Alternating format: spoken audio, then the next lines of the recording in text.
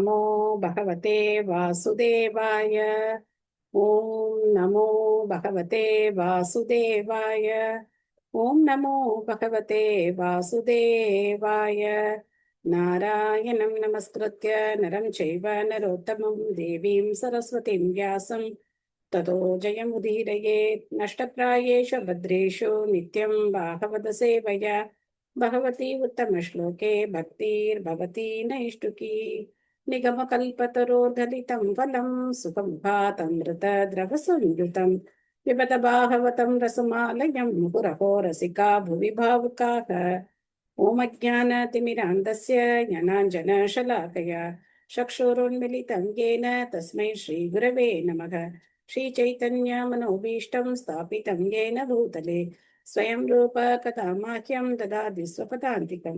वन्देऽहं श्रीगुरो श्रीयुतपदकमलं श्रीगुरुं वैष्णवांश्च श्रीरूपं साग्रजातं सहगण रघुनाथान्वितं तं सजीवम् साद्वैतं सावधूतं परिजनसहितं कृष्णचैतन्यदेवं श्रीराधा कृष्णपादान् सहगण ललिता श्रीविशाखान्वितांश्च। हे कृष्ण करुणा सिन्धो दीनबन्धो जगत्पते गोपेश गोपिकान्त राधाकान्त नमोऽस्तुते।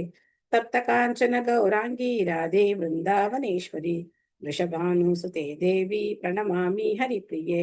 वाञ्छाकल्पतरुभ्यश्च कृपा सिन्धुभ्येव च पतितानां पावनेभ्यो वैष्णवेभ्यो नमो नमः। नमो विष्णुपादाय कृष्णप्रेष्ठाय भूतले श्रीमते भक्तिवेदान्त स्वामिनिति नामिने। नमस्ते सारस्वते देवे गौरवाणी प्रचारिणे निर्विशेष शून्यवादी पाश्चात्य देशतारिणे। जय श्री कृष्ण चैतन्य प्रभु नित्यानंद श्री अद्वैत गदाधर श्रीवासादि गौरभक्तवृंद। हरे कृष्णा कृष्ण कृष्ण हरे हरे हरे राम राम राम हरे हरे। मुखं करोति वाचालं पङ्गं लङ्कयते गिरिविकृपातमहं वन्दे श्रीगुरुं दिनधारिणं परमानन्दं माधवं श्रीचैतन्यमीश्वरम्। हरिः ओं तत्सत्। कथाञ्चन स्मृते यस्मिन् दुष्करं सुकरं भवेत् स्मरेत् प्रीतं श्रीचैतन्यं नमामितं। हरे கிருஷ்ணா.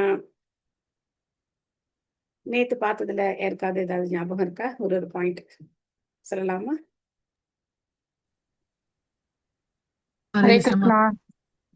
இலக்கியங்களை பற்றி சொல்லும்போது மலிந்த இலக்கியங்களை நம்ம படிக்க கூடாது, அது காகம் இந்த குப்பையில போய் உட்கார்றதுக்கு சமமா இருக்கும் அப்படின்னு சொல்லிட்டு சொல்றேன் மாதாஜி. ஹரே கிருஷ்ண மாதாஜி. ஹரே கிருஷ்ணா. மஞ்சள் காமாலை போன்ற புலனின்ப நோய்க்கு ஸ்ரீமத் பாகவதம் கற்கண்டு போல் அருமருந்து. தேங்க்யூ மாதாஜி. ஹரே கிருஷ்ணா. பிரபஞ்சத்தை தூய்மைப்படுத்துவர் கிருஷ்ணர் ஒருவர், பகவான் கிருஷ்ணர் ஒருவர். ஸ்ரீதர சுவாமி முதல் பகவதத்தை எழுதினார். பாகவதத்தினுடைய விளக்கத்தை கொடுத்து விளக்கத்தை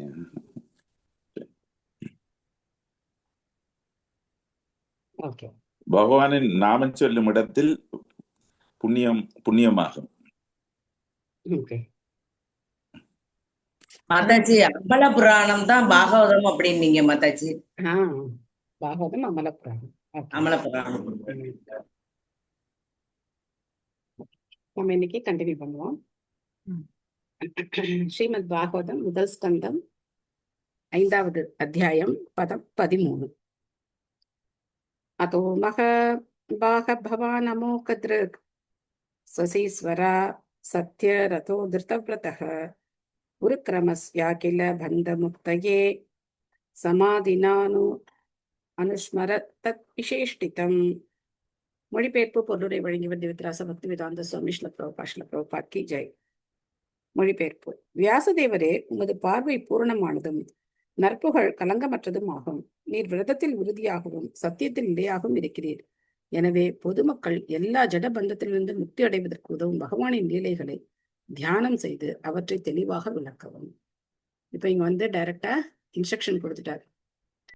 அதாவது நீங்க பொதுமக்கள் இந்த ஜடபந்தத்திலேயே மாட்டிக்கிட்டு ஜட விஷயங்களுக்காகவே ஆசைப்பட்டு அதையே அடையறதுக்கான வழிய வேதங்கள்ல காட்டிட்டீங்க. அதனால இப்ப என்ன பண்ணுங்க, நேரடியா பக்தி யோகத்தை பத்தி சொல்லுங்க. இதுல எல்லாம் தான் அவங்க விடுபட்டு உருக்கிரமஸ் ஆக்கில. உருக்கிரமா அப்படின்னா பகவானுடைய இன்னொரு பேரு. அவர் செய்யக்கூடிய காரியங்கள் எல்லாமே சாதாரண மனிதனால செய்ய முடியாத காரியங்கள். அவர் வந்து இந்த உலகத்துல அவதரிச்சு அவர் செய்யக்கூடிய காரியங்கள் எல்லாம் பார்த்தோம் அப்படின்னா அதி அற்புதமான காரியங்கள். அதனால பகவான் விக்ரம அப்படின்னு சொல்லப்படுறார்.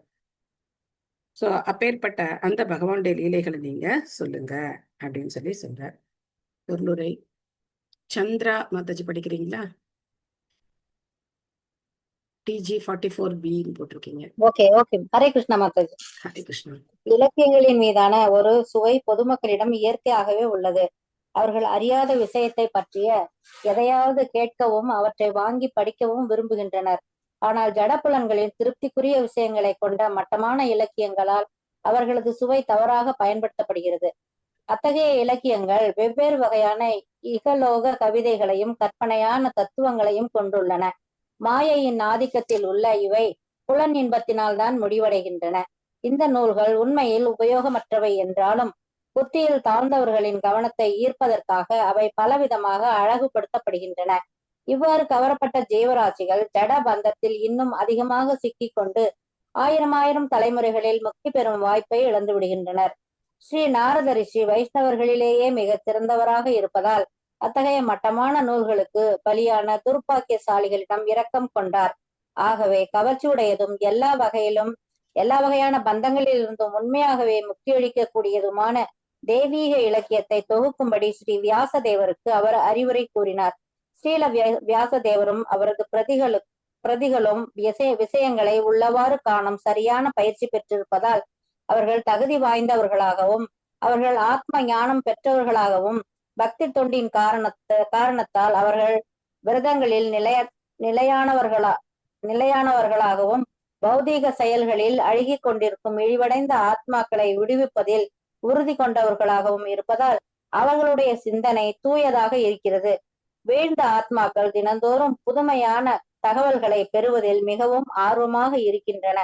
மேலும் வியாசதேவர் அல்லது நாரதரை போன்ற ஆன்மீகிகளால் அத்தகைய ஆர்வமுள்ள மக்களுக்கு ஆன்மீக உலகிலிருந்து எல்லையற்ற செய்திகளை வழங்க முடியும். ஜட உலகம் மொத்த படைப்பில் ஒரு பகுதி மட்டுமே என்றும் இந்த பூமியானது மொத்த ஜட உலகில் ஒரு சிறு பகுதி மட்டுமே என்றும் பகவத்கீதை கூறுகிறது. ஹரே கிருஷ்ணா. ஹரே கிருஷ்ணா. சோ இந்த பொருளுரை படிக்கும்போது எனக்கு ஞாபகம் வருது என்ன அப்படின்னாக்க, பக்தி சித்தாந்த சரஸ்வதி தாக்கூரார் முதல்ல ஆன்மீக பத்திரிகைகளை ஆரம்பிச்சார். அப்போ அவர்கிட்ட ஒருத்தர் கேட்கிறார், இந்த பத்திரிக்கை ஆரம்பிக்கிறீங்களே எவ்வளவு நாள் உங்களால நடத்த முடியும், என்ன விஷயங்கள் இருக்கு உங்கள்கிட்ட அப்படின்னு சொல்லி கேட்டார். ஸோ அப்ப பக்தி சித்தாந்த சரஸ்வதி என்ன சொன்னார் அப்படின்னாக்க, இந்த ஜட உலகத்துல அதுவும் ஒரு சின்ன வட்டத்துக்குள்ள இருக்கிற ஒரு நாட்டுல அதுவும் ஒரு சின்ன ஒரு ஊர்ல இருக்கிற விஷயங்களை சொல்றதுக்கு நீங்க வந்து தினசரி பத்திரிகை நடத்துறீங்க. அது காலை மாலை 2 வேளை வர மாதிரி எல்லாம் நீங்க வந்து தினசரி செய்தித்தாள்கள் எல்லாம் நீங்க வந்து கொண்டு வர்றீங்க. ஆனா ஆன்மீக உலகம் அப்படிங்கிறது இந்த ஜட உலகத்தை விட 3 மடங்கு எப்படிப்பட்டது, பெரியது. இது வந்து ஏகபாத விபூதி அப்படின்னு சொல்லப்படுது, திருப்பாத விபூதி அப்படின்னு சொல்லப்படுது. திருப்பாத அப்படின்னாக்க ஏக்கன்னா 1, திருப்பாத அப்படின்னா 3. 1க்கு மேல சொல்லியாச்சு அப்படின்னாக்க அதுக்கு வந்து எண்ணிக்கையே கிடையாது, அதனுடைய அளவு 3 தான் அப்படின்னு கிடையாது. ஒரு வட்டம் வரைஞ்சு ஒரு கால் பகுதியை மட்டும் எடுத்துட்டா மீதி 3/4 பாகம் இருக்கும் இல்லையா, அந்த மாதிரி அர்த்தம் கிடையாது. இது 1/4 பாகம் தான் இந்த உலகம். ஆனா எண்ணற்ற இந்த பௌதிக உலகம் அப்படிங்கிறது இருக்கு. அதனால ஒரு நாளைக்கு 1 என்ன, ஒரு வினாடிக்கு ஒரு பத்திரிகை கொண்டு வந்தா கூட எண்ணற்ற விஷயங்களை எங்களால புதுசா கொடுக்க முடியும் அப்படின்னு பக்தி சித்தாந்த சரஸ்வதி சொல்ற.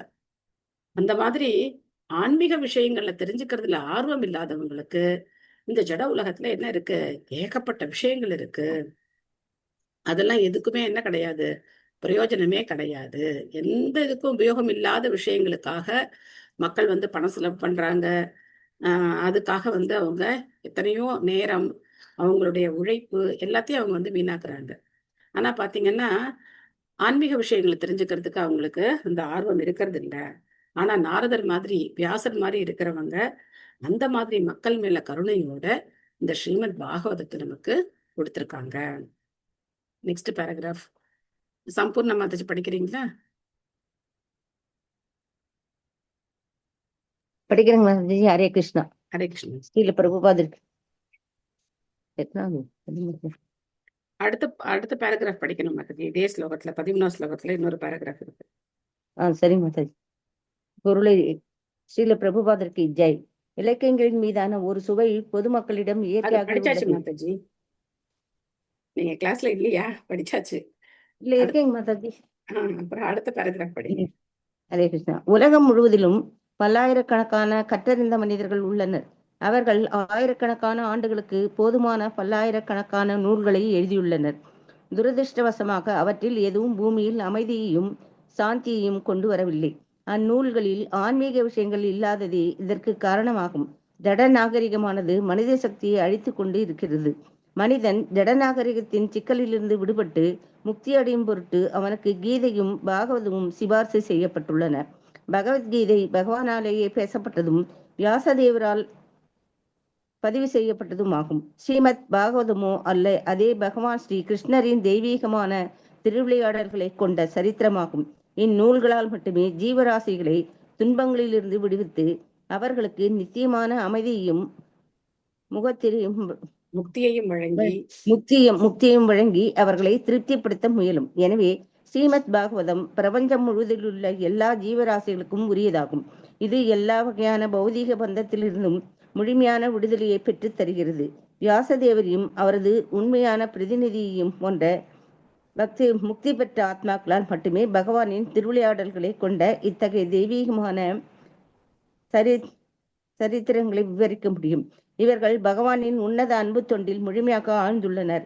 இத்தகைய பக்தர்களுக்கு மட்டுமே அவர்களது பக்தி தொண்டின் வலிமையால் பகவானுடைய திருவிளையாடல்களும் அவற்றின் தெய்வீக தன்மையும் தானாகவே புலப்படுகின்றன. வேறு யாராலும் பகவானின் லீலைகளை அறியவோ அல்லது விளக்கவோ முடியாது. பாகவத்தில் உள்ள விவரங்கள் மிகவும் நுணுக்கமாகவும் சரியாகவும் உள்ளன. மிகச்சிறந்த இந்நூலில் சுமார் 5000 ஆண்டுகளுக்கு முன்பு முன்னறிவிக்கப்பட்டவை அனைத்தும் இப்போது அப்படியே நிகழ்ந்து கொண்டு இருக்கின்றன.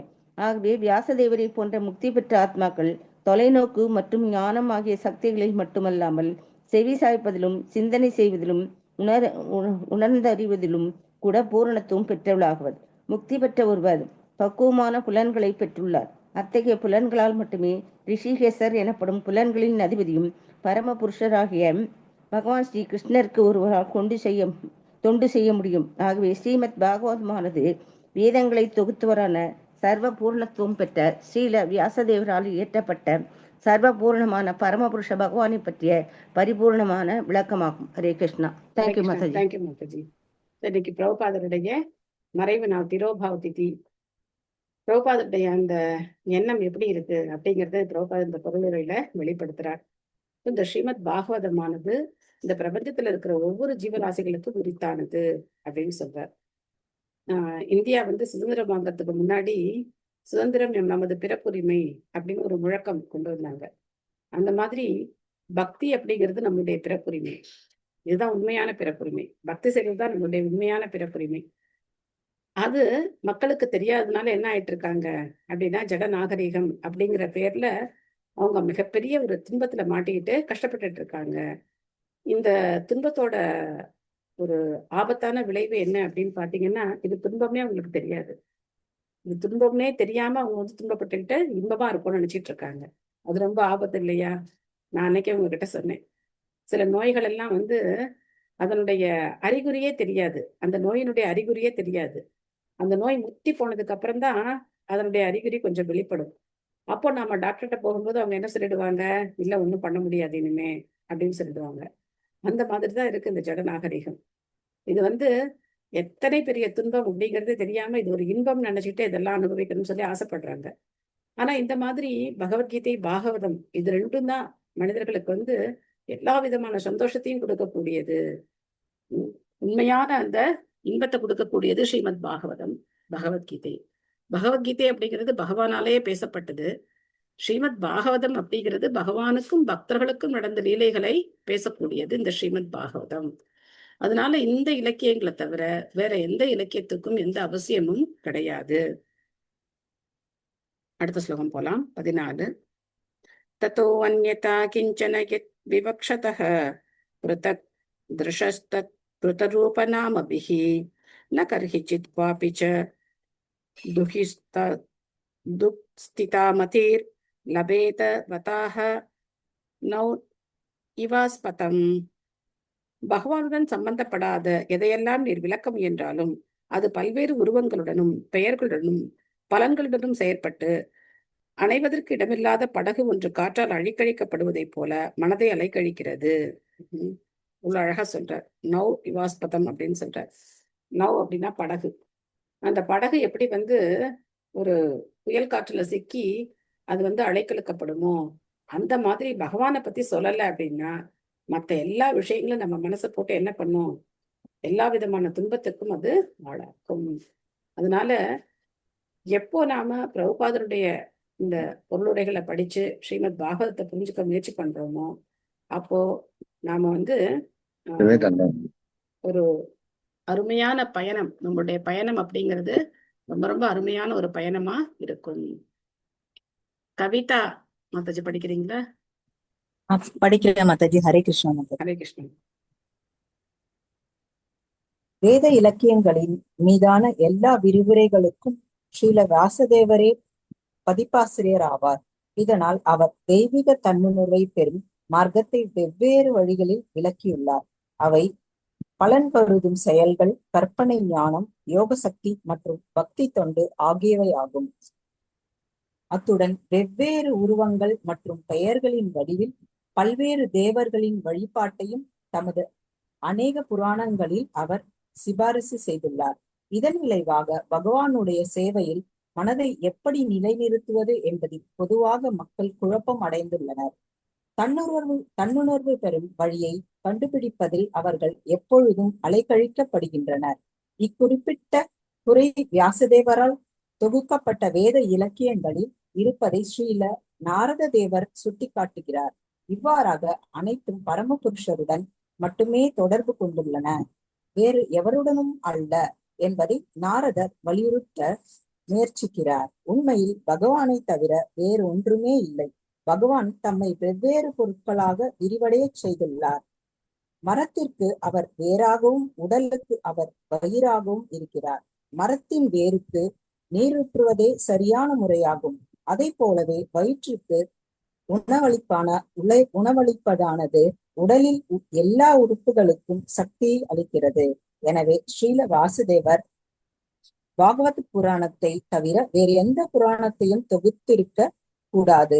ஏனெனில் அதிலிருந்து சிறிது விலகினாலும் அதனால் பெருந்தீங்கு விளையும். சிறு விளக்கமே அத்தகைய தீங்கை விளைவிக்குமானால் பின் பரமபுருஷ பகவானுக்கு சம்பந்தம் இல்லாத கருத்துக்களை வேண்டுமென்றே விரிவுபடுத்துவதை பற்றி என்னவென்று கூறுவது? தேவர்களின் வழிபாட்டில் உள்ள பெருங்குறை என்னவென்றால் அது உறுதியான மாயாவாத கருத்தை ஏற்படுத்தி நாசகரமான பல மத பிரிவுகளாக பிளவுபட்டு விடுகின்றது. இது பாகவத கொள்கையின் முன்னேற்றத்திற்கு கேடு விளைவிக்கிறது. உன்னத அன்பு தொண்டின் மூலமாக தன்னுணர்வுக்குரிய சரியான வழியை காட்டக்கூடியது பாகவதம் ஒன்றுதான். சுழற்காற்றினால் அலைக்கழிக்கப்படும் படகின் உதாரணம் இவ்விஷயத்தில் பொருத்தமாக இருக்கும். மாயாவாதிகளின் மனம் வழிபாட்டு முறையை தேர்ந்தெடுப்பதில் குழப்பம் அடைந்துள்ளது. இதனால் தன்னுணர்வு எனும் பூரணவத்தை அவர்களால் ஒருபோதும் அடைய முடியாது. தேங்க்யூ மாதாஜி. ஹரே கிருஷ்ணா. பூரணத்துவத்தை. Okay, thank you Mataji. ஸோ அன்னைக்கு கூட நம்ம டிஸ்கஸ் பண்ணுவோம், சிவபெருமான் பத்தி டிஸ்கஸ் பண்ணும்போது லிங்க புராணம், தேவி பாகவதம், இதுலெல்லாம் அவர் தான் பிறப்பு இல்லாதவர், இறப்பு இல்லாதவர் அப்படின்லாம் சொல்லப்பட்டிருக்கு அப்படின்னு நம்ம டிஸ்கஸ் பண்ணுவோம். இதுல பாத்தீங்கன்னா அந்த புராணங்களையும் தொகுத்தவர் யாரு அப்படின்னா ஸ்ரீல வியாசதேவர் தான். எல்லா புராணங்களையும் கொடுத்தது அவர் தான். இதுல எந்த சந்தேகமும் கிடையாது. அதுல இருக்கிற விஷயங்கள் உண்மைதான், பகுதி அளவு உண்மை, எல்லாமே என்ன கிடையாது, முழுமையான உண்மை கிடையாது. அதனால இப்ப என்ன ஆகுது அப்படின்னா பாகவதத்தை யாருமே ப்ரமோட் பண்ணவே இல்லை. ஸ்ரீல பிரபுபாதர் பாகவதத்தை நமக்கு எடுத்து கொடுத்திருக்கார். அப்போ நமக்கு சந்தேகங்கள் ஏற்படுது. ஏன் அந்த தேவர்கள் இல்லையா? அவங்கள வழிபட்டா என்ன, இவங்கள வழிபட்டா என்ன, ஏன் நம்ம கிருஷ்ணன் மட்டுமே தான் வழிபடணுமோ அப்படிலாம் நமக்கு பல பல சந்தேகங்கள் வருது. அதுலயும் ஹரே கிருஷ்ண மகாமந்திரம் சொல்லணும் அப்படின்னு வரும்போது இன்னும் பல சந்தேகங்கள் வருது. எதுக்காக ஹரே கிருஷ்ண மகாமந்திரம் மட்டும் சொல்லணும்? பகவானுக்கு எத்தனையோ நாமங்கள் இருக்கே, ஏன் நான் ஓம் நமோ நாராயணன் சொல்லக்கூடாது? ஏன் நான் ஓம் நமோ பகவதே வாசுதேவாயன்னு சொல்லக்கூடாது? இல்லைன்னா ஏன் நான் கோவிந்தா கோபாலா அப்படின்னு நான் ஏன் சொல்லக்கூடாது அப்படின்னு சொல்லி எத்தனையோ சந்தேகங்கள். இது மட்டும் கிடையாது, இன்னும் ஆயிரக்கணக்கான சந்தேகங்கள் நமக்குள்ள ஏற்படுது? தேவர்களுடைய வழிபாடு அதை பண்றதுனால என்ன தவறு? ஏன் வந்து தேவர்களை வழிபடக்கூடாதுன்னு சொல்றாங்க? அப்படின்னா நமக்கு நிறைய சந்தேகங்கள் ஏற்படுது. சோ பிரபுபாதர் எல்லாத்துக்கும் இங்க விளக்கம் சொல்றார். என்ன சொல்றார்? வியாசர் இதை பண்ணியிருக்கவே கூடாது. நீங்க இதை பண்ணதுனால என்ன ஆச்சு? இன்னைக்கு இவ்வளவு பெரிய குழப்பம் ஏற்பட்டு போச்சு. மற்ற மதக்காரர்கள் இந்து மதத்தை தாக்கி பேசும்போது இதை ஒரு கருவியா அவங்க வந்து எடுத்துக்கிறாங்க. உங்களுக்கு வந்து பல தெய்வங்கள் இருக்காங்க. யாரை நீங்க வழிபடுவீங்கன்னா ஒவ்வொருத்தரும் ஒவ்வொரு வழிபாடு பண்றீங்க. எங்களுக்கெல்லாம் பாருங்க ஒரே கடவுள், நாங்கெல்லாம் அவர் மட்டும்தான் வழிபடுறோம் அப்படின்னு அவங்க வந்து நம்முடைய இந்த சனாதன தர்மத்து மேல குறை சொல்றதுக்கும் அது வந்து ஒரு காரணமா இருக்கு. வியாசர் பண்ணதுக்கான காரணம் என்ன அப்படின்னா, அந்தந்த குணத்துல இருக்கக்கூடிய மக்களால என்ன பண்ண முடியாது? ரஜோ தமோ குணங்கள்ல இருக்கிற மக்களால உடனடியா சத்துவ குணத்துக்கு வர முடியாது. சத்துவ குணத்துக்கு ஒருத்தர் வரணும் அப்படின்னாக்க அந்த குணங்கள்ல இருந்து அவர் கொஞ்சம் கொஞ்சமா வெளியில வரணும். அப்போ எடுத்த உடனே ஒருத்தரை வந்து நீ மாமிசம் சாப்பிடக்கூடாது, நீ வந்து மது அருந்தக்கூடாது அப்படின்னு சொன்னா அந்த பழக்கம் இருக்கிறவங்களால அதை என்ன பண்ண முடியாது? உடனடியா விட முடியாது. அதுக்காக அவங்களுக்கு தமோ குணத்துல இருக்கிற வழிபாட்டு முறைகள் சொல்லப்பட்டிருக்கு. அந்த மாதிரி சிறு தெய்வங்களுக்கு அதை பலியிட்டு அதுக்கப்புறம் அதை நீ வந்து சாப்பிடலாம் அப்படிங்கிற மாதிரியான வழிமுறைகள் எல்லாம் அதுல கொடுக்கப்பட்டிருக்கு. அப்போ எடுத்த உடனேயே வந்து எல்லாராலையும் தூய பக்தியை பண்ண முடியாது. அதனால இந்த யாகங்கள்லாம் செய்தா இந்த பலன் எல்லாம் கிடைக்கும் அப்படின்னு அந்த பலனுக்காகவே என்ன பண்ண ஆரம்பிப்பாங்க அப்படின்னு சொல்லி அவங்க செய்ய ஆரம்பிக்கும் போது கொஞ்சம் கொஞ்சமா அந்த நிலையிலேருந்து அவங்க ஏற்றம் பெறதுக்கு வாய்ப்பு இருக்கு. அதுக்கான ஒரு வழிகாட்டியத்தான் வியாசர் இதை பண்ணியிருக்கார். ஆனா சத்துவகுணத்துல உள்ளவங்களுக்காக அவர் என்ன பண்ணியிருக்கார்? சத்துவகுண புராணங்களையும் கொடுத்திருக்கார். ஆனா அதுலயும் என்ன பிரச்சனை? சத்துவகுண புராணங்கள்ல கூட என்ன பிரச்சனைன்னா, நேரடியா பகவானுடைய முழுக்க முழுக்க சிங்கிள் பாயிண்டட் ஃபோக்கஸா அவர் வந்து இதை கொடுக்க முடியல. பல ஏன்னா இப்ப நம்ம பார்க்கலாம், விஷ்ணு புராணம்லாம் இருக்கு, எல்லாமே இருக்கு. ஆனா கிருஷ்ணர் தான் முழுமுதற் கடவுள் அப்படின்னு அந்த புராணங்களை படிக்கிறவங்க கூட முடிவுக்கு வர முடியாது. அவ்வளவு சிரமம். ஏன்னா இது வந்து எல்லாராலையும் உடனே ஏத்துக்கக்கூடிய விஷயம் கிடையாது. இதுக்கு என்ன வேணும் அப்படின்னாக்க, பகவானுடைய கருணை, பக்தர்களுடைய கருணை வேணும், வேற ஒன்றும் கிடையாது. பக்தர்களுடைய கருணை இருந்தாதான், ஸ்ரீல பிரபுபாதுடைய கருணை மூலமா நமக்கு இது புரியறதுக்கான ஒரு வாய்ப்பு நமக்கு இருக்கு. புரிஞ்சுக்கணும், நம்ம வாய்ப்பு இருக்கு. ஆனா நம்ம அதை பயன்படுத்திக்கணும். அதனால இங்க வந்து நாரதர் நேரடியா அவருக்கு வந்து பகவானை பத்தி நீங்க சொல்லணும் அப்படிங்கிறத சொல்றாரு. அடுத்த ஸ்லோகம் 15 போலாம்.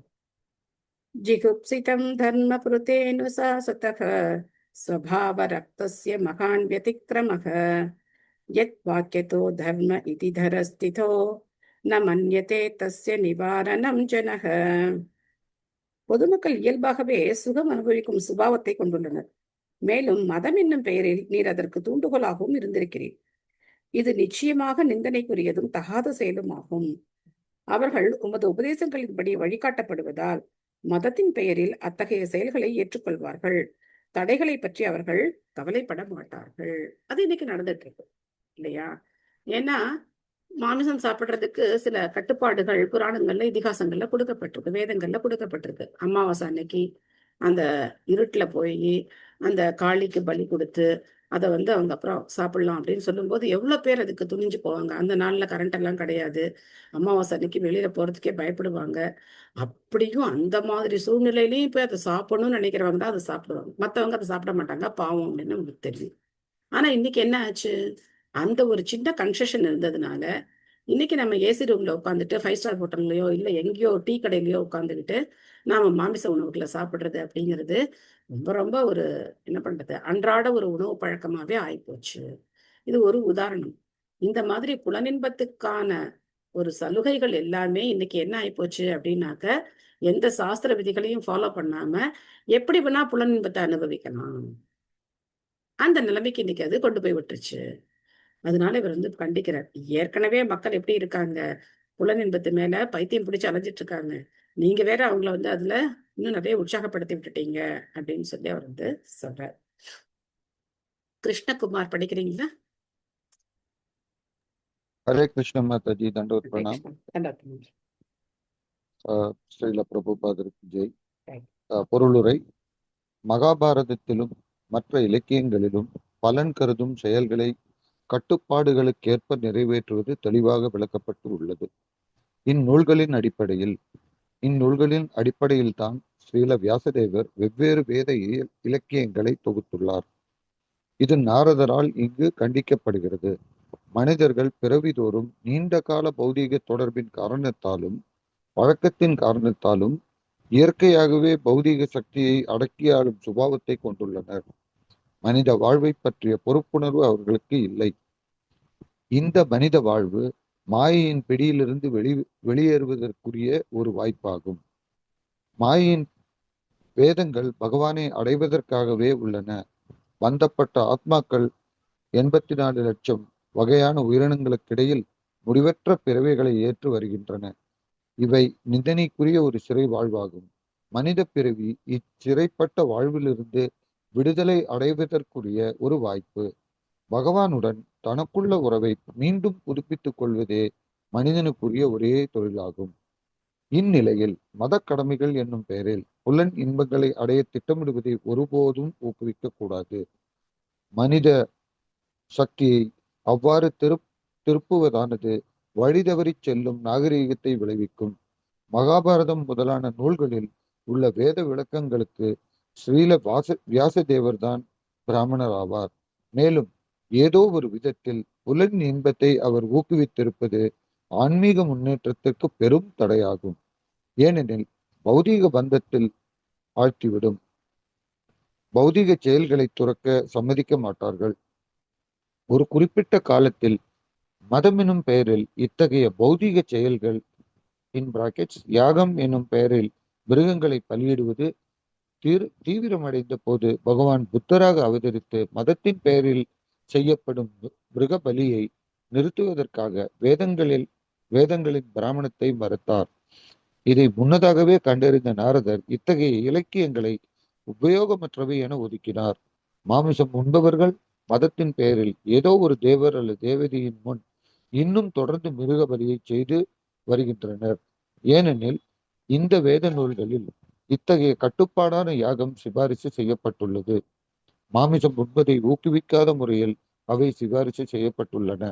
ஆனால் அத்தகைய மதச்சடங்குகள் படிப்படியாக மறக்கப்பட்டு கசாப்பு கூடங்கள் முக்கியத்துவம் பெற்றுவிட்டன.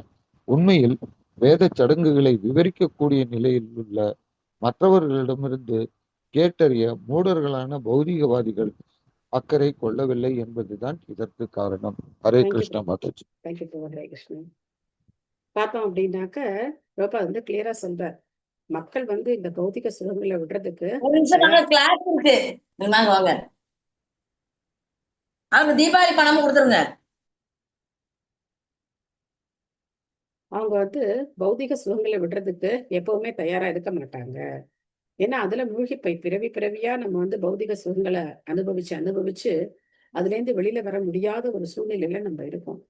அப்போ மதம் அப்படிங்கிற பேர்ல அதே காரியங்களை செய்யலாம் அப்படின்னா அப்போ சட்டத்திட்டங்கள் எல்லாம் தூக்கி போட்டுட்டு என்ன பண்ண ஆரம்பிச்சிட்டாங்க, இன்னைக்கு எல்லாத்தையும் தலைப்பீடா பண்ண ஆரம்பிச்சிட்டாங்க. இதுல நம்ம வந்து முக்கியமா இந்த நாள்ல இருக்கக்கூடிய ஆபத்து பாத்தீங்க அப்படின்னாக்க சம்பாதிக்கிறாங்க, இளைஞர்களும் சம்பாதிக்கிறாங்க, பெண்களும் சம்பாதிக்கிறாங்க இன்னைக்கு. அதனால திருமணம் அப்படிங்கிற பந்தம் இல்லாமலே என்ன நினைக்கிறாங்க, அவங்க 2 பேரும் இணைந்து வாழலாம் அப்படிங்கிற ஒரு கலாச்சாரம் இன்னைக்கு வந்து பெருகிக்கிட்டே இருக்கு இல்லையா? லிவிங் டுகெதர் அப்படிங்கிற கலாச்சாரம் இன்னைக்கு பெருகிக்கிட்டே இருக்கு. இன்னும் பேர்லாம் அதுக்கு சொல்றாங்க, எனக்கு தெரியல. இந்த மாதிரி கலாச்சாரம் அப்படிங்கிறது ஏதோ யாரோ பண்றாங்க அப்படின்னு இல்லாம நம்ம பக்கத்து வீட்டுல, அடுத்த வீட்டுல, ஏத்த வீட்டுல விட்டா போனா நம்ம வீட்லயே கூட வந்துடும் போல, அந்த மாதிரி ஒரு ஆபத்தான சூழ்நிலையை நம்ம இன்னைக்கு பார்க்கிறோம்.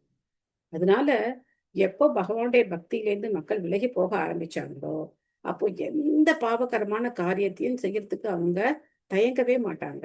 இதெல்லாம் தான் நாரதர் வந்து பயப்படுறார். இந்த மாதிரி கலியுகம் ஆக ஆக இவ்வளவு மோசமா போயிடுமே அப்படின்னு சொல்லி அவருக்கு அந்த அந்த இரக்க உணர்ச்சி இருக்கு. அதனால அவர் வந்து அதை நமக்கு சொல்றாரு. நெக்ஸ்ட் சேது பிரபு படிக்கிறீங்களா? ஹரே கிருஷ்ண மாதாஜி. ஹரே கிருஷ்ண. ஸ்ரீ பிரபுபாதர் ஜெய். பல நூல்களை எழுதுவதாலோ பொருள் சேர்ப்பதாலோ அல்லது ஜனத்தொகையை அதிகரிப்பதாலோ வாழ்வின் பூரணத்துவத்தை ஒருவதும் அடைய முடியாது என்று வேதங்களில் தெளிவாக கூறப்பட்டுள்ளது. ஆனால் துறவினால் மட்டுமே அதை அடைய முடியும். இத்தகைய உபதேசங்களை கேட்பதில் பௌதிகவாதிகள் அக்கறை காட்டுவதில்லை. அங்கவீனத்தால் வாழ்க்கை தேவைகளை சம்பாதிக்க இயலாதவருக்கு அல்லது குடும்ப வாழ்வில் வெற்றியடைய தவறியவர்களுக்கு தான் இந்த பெயரளவையான துறவு வாழ்வை ஏற்படுகிறது என்று அவர்கள் கருதுகின்றனர். சந்தேகமின்றி மகாபாரதத்தை போன்ற சரித்திரங்களில் பௌதிக விஷயங்களுடன் ஆன்மீக விஷயங்களும் உள்ளன. பகவத்கீதையும் மகாபாரதத்தான் இருக்கிறது. ஒருவர் மற்றெல்லா செயல்களையும் கைவிட்டு பகவான் ஸ்ரீ கிருஷ்ணன் தாமரை பாதங்களில் முழுமையாக சரணடைய வேண்டும் என்பதுதான் பகவத்கீதையின் முடிவான உபதேசமாகும். மகாபாரதத்தின் நோக்கமும் அதுதான்.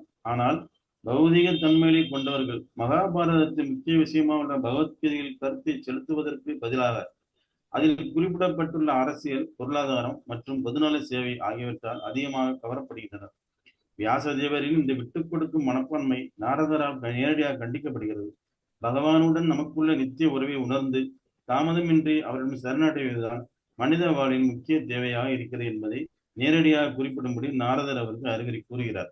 ஒரு குறிப்பிட்ட வகையான நோயால் துன்புறும் நோயாளி ஒருவன் அவனால் தவிர்க்கப்பட வேண்டிய உணவுகளை உண்பதில் எப்பொழுதுமே ஆவல் உள்ளவனாக இருக்கிறான்.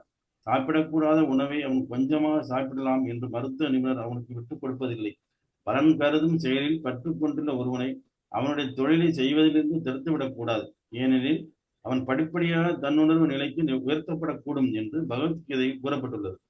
ஆன்மீக தன்னுணர்வை பெறாத மரட்டு தத்துவவாதிகளுக்கு சில சமயங்களில் இது பொருந்துவதாக இருக்கிறது. ஆனால் பக்தி வழியில் உள்ளவர்களுக்கு அவ்வாறு அறிவுரை கூற வேண்டிய அவசியம் இல்லை. ஹரே கிருஷ்ண மாதாஜி. ஹரே கிருஷ்ணா. தேங்க்யூ பிரபு. ஸோ இங்க பாத்தீங்கன்னா அந்த மகாபாரதத்துல பகவான் ஸ்ரீ கிருஷ்ணரை விட யாருக்கு ரொம்ப உயர்வு கொடுத்து பேசுவாங்க அப்படின்னா கர்ணனுக்கு, இல்லைங்களா? ஒரு படமே எடுத்திருக்காங்கல்ல, அந்த பாட்டெல்லாம் பாத்தீங்க அப்படின்னாக்க ரொம்ப மோசமா இருக்கும். பகவானை இழுத்தி பேசி கர்ணனை உயர்த்தி பேசியிருப்பாங்க. இன்னைக்கும் நிறைய பேர் மகாலயபட்சம் இந்த இதெல்லாம் பண்றதுக்கான தானம் எல்லாம் கொடுக்கறதுக்கான காரணம் கர்ணன் பண்ணாரு, அவருக்கு புண்ணியம் வந்தது, அதனால நம்ம பண்ணணும். பகவான் சொன்ன பகவத்கீதையில ஒரு விஷயத்தையும் கூட தெரிஞ்சுக்காதவங்க கர்ணனை புகழ்ந்து பேசுறதுக்கு தயாரா இருப்பாங்க.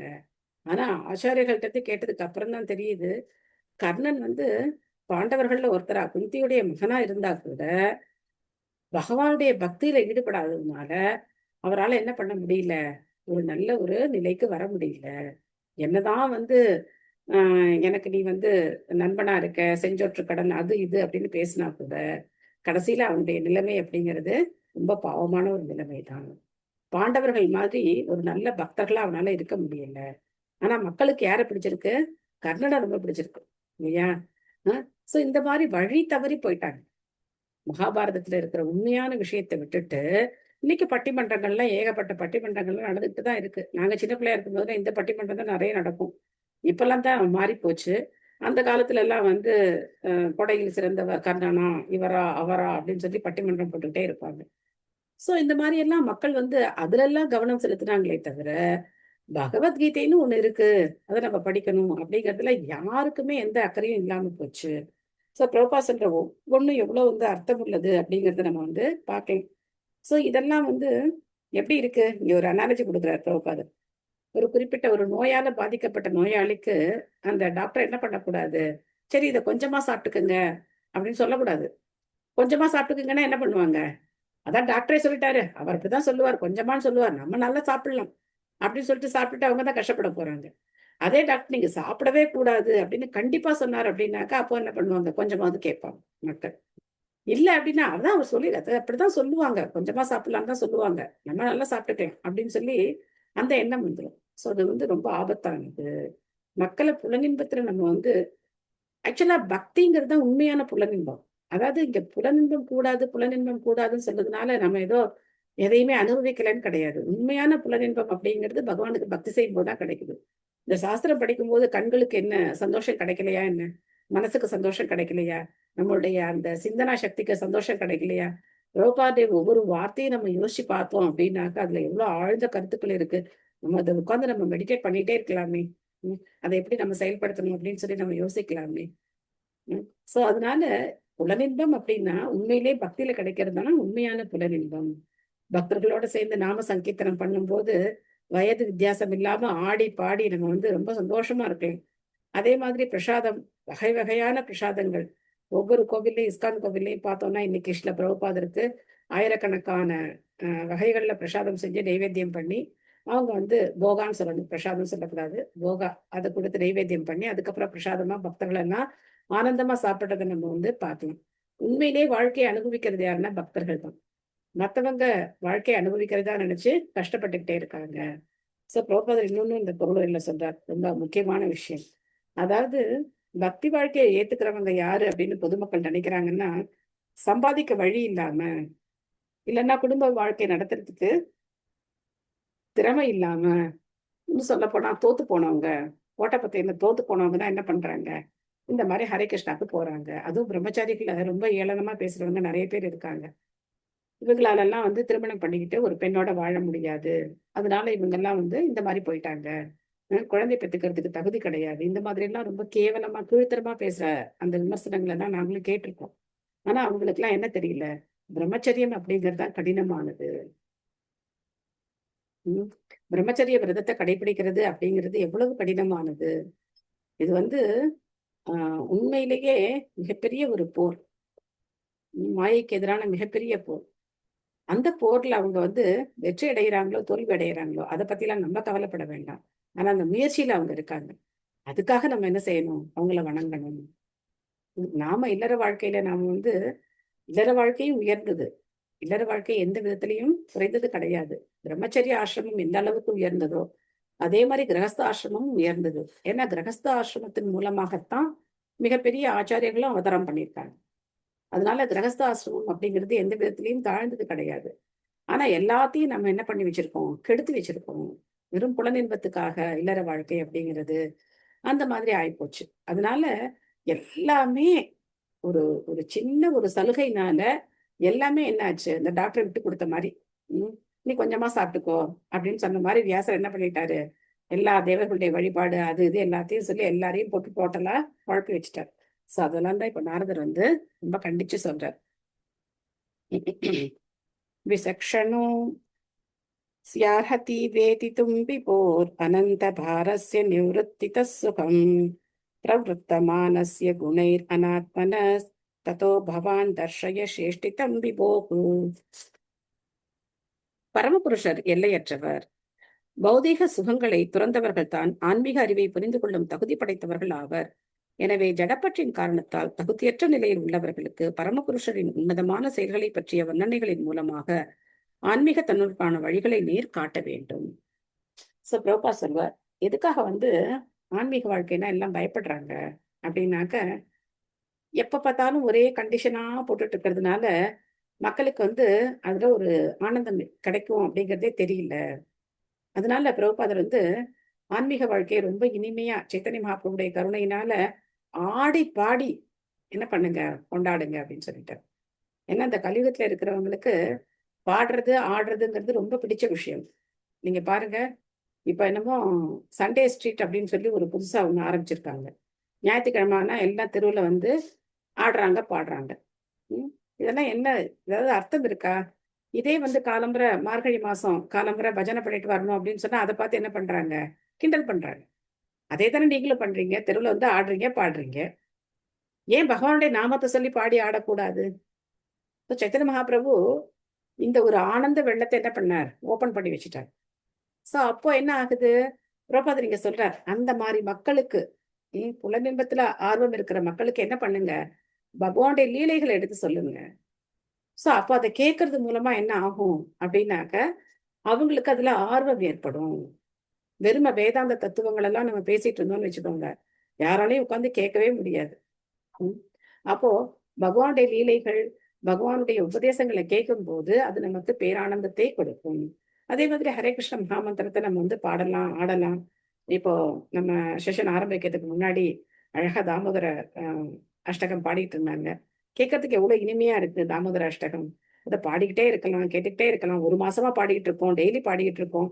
ஆனா அலுப்போ சலுப்போ ஏற்படுறதே கிடையாது. முன்னாடியெல்லாம் நாங்க வந்து கும்பகோணத்துல இருக்கும்போது ஒரு நாளைக்கு 5 வீட்டுல 6 வீட்டுல ஒரே நாள்ல வந்து ப்ரோக்ராம் பண்ணுவோம். கிட்டத்தட்ட அந்த மாசம் முடியறதுக்குள்ள ஒரு 300-400 வீடுகள்ல தாமோதர ஆர்த்தி பண்ணியிருப்போம். அப்போ அதே கதை அதே கீர்த்தனம் அதே பாட்டா கூட என்னைக்குமே அது வந்து அலுப்போ சலிப்போ கொடுத்ததே கிடையாது. எப்பவுமே ஆனந்தமா சொல்லிக்கிட்டே இருக்கிறதுக்கு சொல்ல சொல்ல சொல்ல இன்னும் ரொம்ப நம்ம ரொம்ப ஆனந்தமா இருக்கும், கேட்கறவங்களுக்கு ரொம்ப சந்தோஷமா இருக்கும். கொஞ்ச நேரம் எல்லாரும் சொல்லுவாங்க, என்னமோ வேற எங்கேயோ இருந்து திடீர்னு இங்க வந்த மாதிரி இருக்கு மாதாஜி, என்னமோ பெரிய ஒரு மாற்றம் தெரியுது எங்ககிட்ட. புதுசா கேட்கறவங்களை கூட சொல்றேன். புதுசா கேட்கிற ஒருத்தர் கூட 1 மணி நேரம் கட்டி போட்டு வச்சுட்டீங்க அப்படின்னு சொல்லி ரொம்ப சந்தோஷப்படுவாங்க. ஏன்னா பகவானுடைய லீலைகள் அந்த மாதிரி கவர்ச்சிகரமானது. அகிலா மாதாஜி படிக்கிறீங்களா? மாதாஜி, ஹரே கிருஷ்ணா. ஹரே கிருஷ்ணா. பொருளுரை. ஸ்ரீல பிரபுபாதருக்கு ஜெய். மத விஞ்ஞானம், குறிப்பாக அது பகவானின் தெய்வீக இயற்கையை பற்றியதாக இருக்கும் பொழுது புரிந்து கொள்ள கடினமாக இருக்கிறது. அது பௌதிக செயல்களில் அளவுக்கு அதிகமான பற்று கொண்டிருப்பவர்களால் புரிந்து கொள்ளக்கூடிய ஒரு விஷயம் அல்ல. ஆன்மீக அறிவின் முன்னேற்றத்தினால் பௌதிக செயல்களிலிருந்து கிட்டத்தட்ட முழுமையாக விலகியவர்களான மிகவும் திறமை வாய்ந்தவர்கள் மட்டுமே இப்பெரும் விஞ்ஞானத்தை கற்பதற்கு அனுமதிக்க முடியும். பல நூற்றுக்கணக்கான ஆயிரக்கணக்கான மனிதர்களில் ஒருவர் மட்டுமே ஆன்மீக தன்னுணர்வில் புகும் தகுதி பெறுகிறார் என்று பகவத்கீதை தெளிவாக கூறுகிறது. மேலும் அத்தகைய ஆன்மீக தன்னுணர்வு பெற்ற பல ஆயிரக்கணக்கான மக்களில் சிலரால் மட்டுமே இறைவனின் உருவ அம்சத்தை பற்றி புரிந்து கொள்ள முடியும். எனவே பகவானுடைய தெய்வீகமான செயல்களை விவரிப்பதன் மூலமாக இறை விஞ்ஞானத்தை நேரடியாக விளக்கும்படி நாரதர் வியாசதேவருக்கு அறிவுரை கூறினார். வியாசதேவர் இவ்விஞ்ஞானத்தில் நிபுணரும் பௌதிக இன்பத்தில் பற்றற்றவரும் ஆவார். எனவே அவர்தான் இதை விளக்குவதற்கு சரியான நபர் ஆவார். மேலும் வியாசதேவரின் புதல்வராகிய சுகதேவ கோஸ்வாமி தான் அதை பெறுவதற்குரிய சரியான நபர் ஆவார். ஸ்ரீமத் பாகவதம் தான் மிகச்சிறந்த மத விஞ்ஞானம் ஆகும். இதனால் பாமர மக்களுக்கிடையில் அது மருந்தை போல் செயற்படக்கூடியதாகும். பகவானின் தெய்வீகமான செயல்களை அது கொண்டிருப்பதால் அதற்கும் பகவானுக்கும் எவ்வித வேறுபாடும் இல்லை. இந்நூல் உண்மையாகவே பகவானின் ஒரு இலக்கிய அவதாரம் ஆகும்.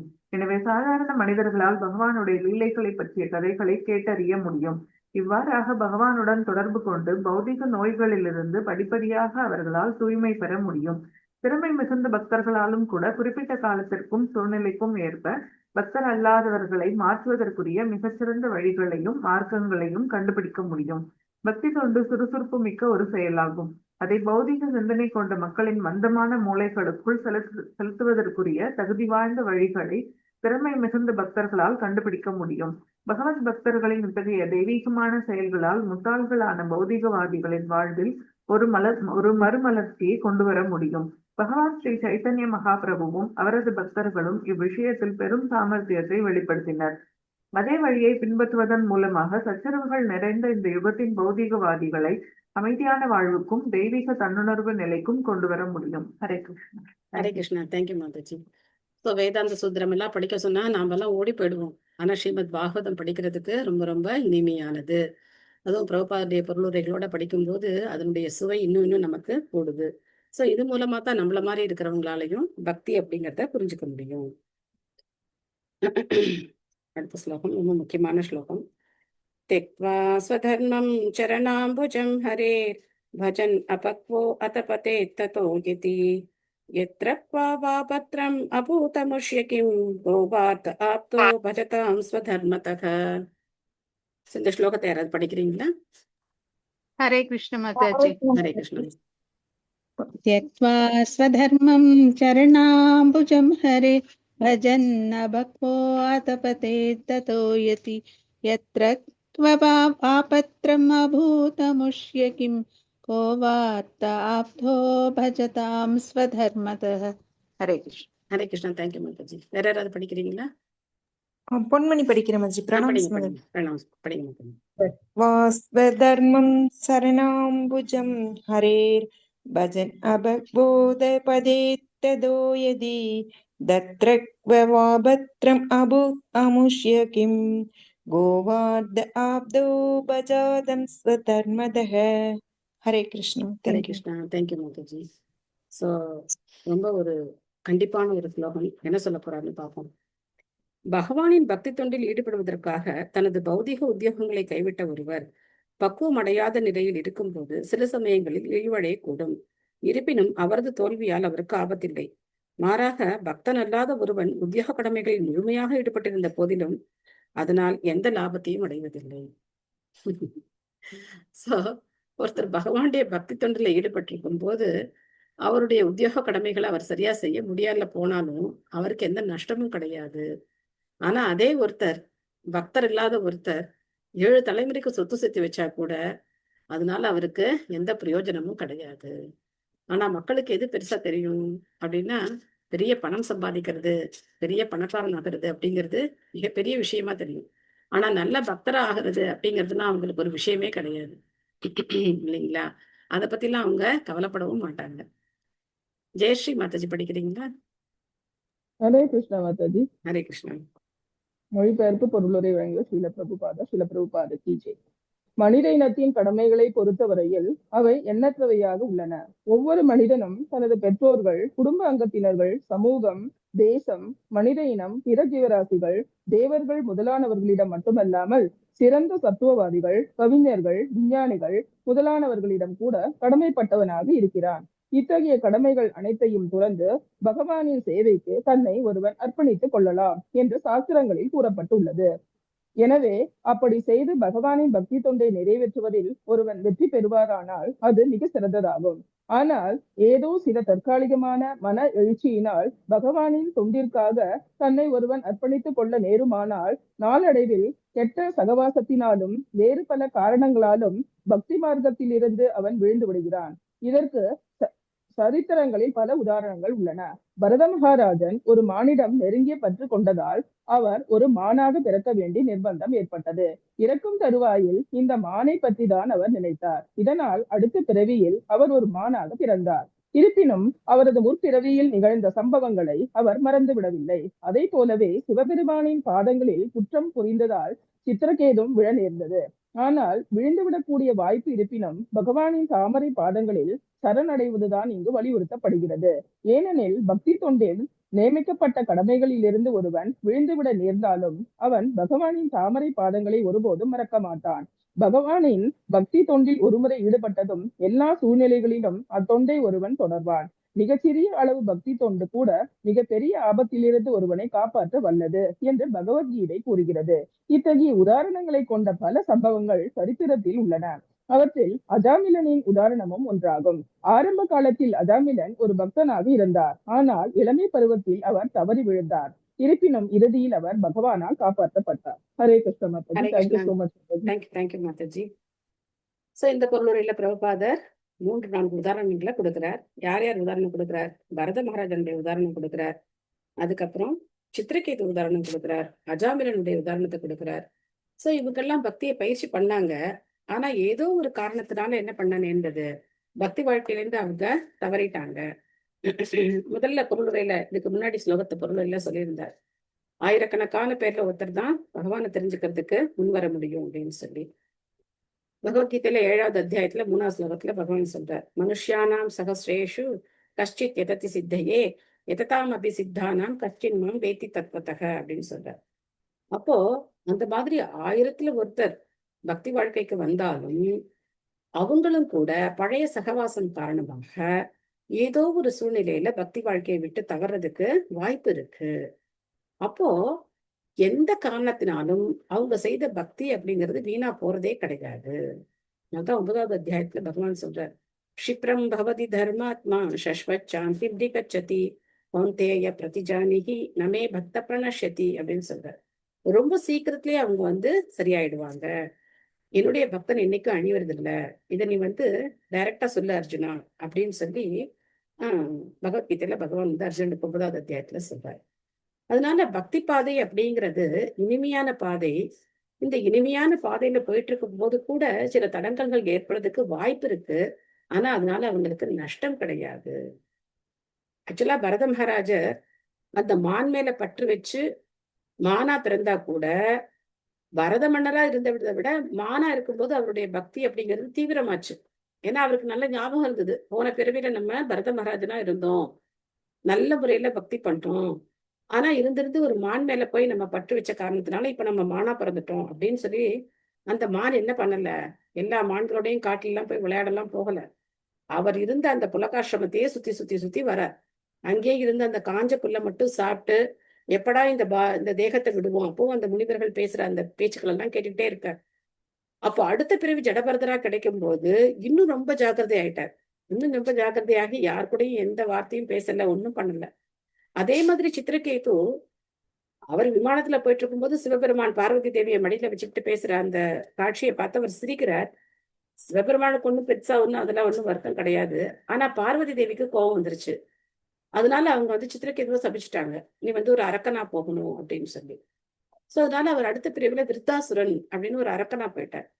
பட் விருத்தாசுரனுடைய சரித்தம் பார்த்தோம் அப்படின்னா, இந்திரனுக்கும் விருத்தாசுரனுக்கும் சண்டை நடக்கும்போது பார்த்தோம் அப்படின்னா, அந்த செஷன்லாம் படிச்சோம் அப்படின்னா ஆச்சரியமா இருக்கும். யார் பக்தன் யார் அசுரன் அப்படின்னு நமக்கு வந்து புரியாது.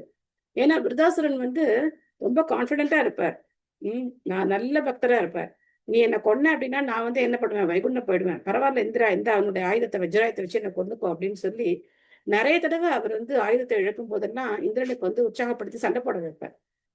இது மாதிரி அஜாமிலனுடைய சரித்தை பார்த்தோம் அப்படின்னாக்க, அஜாமிலன் அப்படித்தான் நல்ல பக்தர். அவர்லாம் தூய பக்தர் கிடையாது. அஜாமிலன் மிஸ்ர பக்தி, அதாவது கர்மகாண்டத்துல நாட்டமுடையவர். அந்த மாதிரி இருந்த போதிலும் அஜாமிலனுக்கு கடைசியில அந்த ஞானம், பகவான் வந்து அந்த குழந்தைக்கு நாராயணா பேர் வைக்கிற ஞானம் கிடைச்சது. அப்போ அந்த குழந்தைய கூப்பிட்டுட்டே இருந்தார், நாராயணா நாராயணா நாராயணா அப்படின்னு. யமதூதர்கள் வந்த போதும் இயற்கையாவே அந்த பயத்தினால நாராயணா அப்படின்னு கூப்பிடும் போது விஷ்ணு தூதர்களால காப்பாற்றப்பட்டார். அதுக்கப்புறம் அஜாமிலன் வந்து செகண்ட் சான்ஸ் அவர் கிடைச்சது. அவர் தன்னுடைய தவறை உணர்ந்து அந்த வயசான காலத்துல குடும்பத்தெல்லாம் விட்டுட்டு அவர் திரும்ப போய் தவம் பண்ணி அவர் வந்து பகவான் அடைஞ்சார். அதனால பக்தி அப்படிங்கிறது என்னைக்கும் வீணாகிறது இல்ல. நேகாபிகிரம நாசோஸ்தி பிரத்யவாயோ ந வித்யதே ஸ்வல்பம் அபியஸ்ய தர்மஸ்ய திராயத்தே மகத்தோபயாத். 2வது அத்தியாயத்துல 40வது ஸ்லோகம். சோ அதனால இது கொஞ்சம் சின்ன முன்னேற்றம் கூட மிக பயங்கரமான பயத்திலிருந்து நம்மளை காப்பாற்றும். அடுத்த பிறவி நிச்சயமா நமக்கு மனித பிறவி கிடைக்கும். மனித பிறவியிலையும் நல்ல ஒரு குடும்பத்துல பிறக்கக்கூடிய வாய்ப்பு கிடைக்கும். அந்த வாய்ப்பை நம்ம வந்து பயன்படுத்தி பக்தி பண்ணணும். இன்னைக்கும் நல்ல குடும்பத்துல, செல்வந்தர்கள் குடும்பத்துல எவ்வளவு பேர் இருக்காங்க. ஆனா பக்தர்களா இருக்காங்களாங்கிறது கேள்விக்குறிதான்.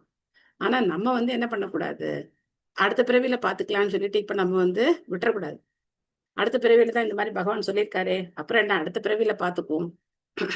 இப்ப கிடைச்ச சான்ஸை விட்டுட்டு அடுத்த பிறவியில அப்படிங்கிறது அது அவ்வளவு புத்திசாலித்தனம் கிடையாது. அதனால இப்பவே நம்மளால எந்த அளவுக்கு முடியுமோ அந்த அளவுக்கு நாம முயற்சி பண்ணணும்.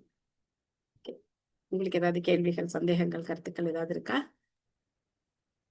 ஹரே கிருஷ்ண மாதாஜி. ஹரே மாதாஜி, கிருஷ்ணா. பரத மகாராஜா வந்து மானாமருடி பிறந்தார்ல மாதாஜி, அதுக்கு அடுத்தது என்ன பிறந்த ஜடபரதரன் மாதாஜி? அடுத்த பிறவி அவருக்கு வந்து பரதனா, அவர் ஒரு பிராமண குடும்பத்துல பிறக்கிறார். ஆனா ஒரு ஜடம் மாதிரி நடந்துக்கிறார். கண்ணு காது கேட்காது, பேச்சு வராது அப்படிங்கிற மாதிரி. அதனால அவரை வந்து எல்லாரும் ஜடம் ஜடம்னு சொல்லிட்டே இருந்தாங்க. அவங்க அப்பா அவருக்கு எல்லா சடங்குகள்லாம் பண்ணி வைக்கிறதுக்காக முயற்சி பண்றார். அவர் வந்து இடது கை தூக்க சொன்னா வலது கை தூக்குவார். இந்த மாதிரி எல்லாமே உல்டா பண்ணிட்டே இருப்பார். மலஜலம் கழிச்சா வந்து தூய்மை பண்ணிக்க மாட்டார். என்ன சொல்லி கொடுத்தாலும் அவர் வந்து கேட்க மாட்டார். அதனால அவங்க அப்பா ரொம்ப வருத்தப்பட்டு அவரை வந்து இன்னும் பண்ண முடியாம அவங்க அப்பா அம்மா இறந்துடுறாங்க. பெரிய கதை, நாளைக்கு பார்ப்போம், திங்கக்கிழமை பார்ப்போம். ஆனா அவர் தான் கடைசியில வந்து ரகுகண ராஜாவுக்கு அறிவுரை சொல்றார், உபதேசம் பண்றார். நாங்க அந்த பாட்டு தான் இப்ப படிச்சுட்டு இருக்கோம் 5th கேண்டோல. தேங்க்யூ மாதாஜி. ஹரே கிருஷ்ணா. வேற ஏதாவது கேள்விகள் இருக்கா? சோ ஸ்ரீல பிரபுபாதரை புகழ்ந்து நீங்களும் ஒரு வார்த்தை சொல்றதுக்கு இல்ல எழுதுறதுக்கு முயற்சி பண்ணுங்க. டைம் இன்னும் இருக்கு. இன்னைக்கு சாயந்தரம் ராத்திரி வரைக்கும் இருக்கு. 7:25 ஸ்ரீல பிரபுபாதர் இந்த பூ உலக விட்டு மறைஞ்ச நாள். அவர் என்னைக்கும் மறையவே இல்லை. நம்ம கூட நம்ம பாகவதத்தினுடைய வடிவில, பகவத்கீதை வடிவில, அவருடைய புத்தகங்களுடைய வடிவில எப்பவுமே ஸ்ரீல பிரபுபாதருடைய தொடர்புல தான் நம்ம இருப்போம். பிரபுபாதர் நம்மளை பார்த்துக்கிட்டே தான் இருக்கார்.